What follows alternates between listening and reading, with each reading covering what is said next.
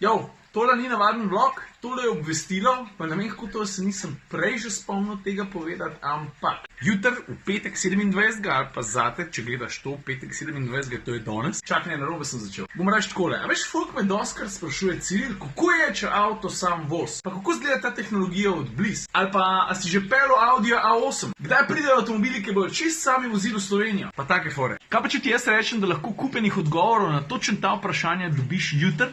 Petek, mislim, danes v petek, jutri, kadarkoli pač gledaš. Jutri, petek, 27. bom jaz v BTC-ju. Zato, ker me zanima, kako bo, zato, ker bo BTC City vložil kupenega truda v to, da bi prikazal, kako bo izgledala prihodnost mobilnosti. Ti se pa zdaj odloča, prideš pogledat ali ne prideš pogledat. Jaz bom tam od ene 10, pa zihar do ene 3, 4, pa až domo med drugim še tam. Jure Gregorčič.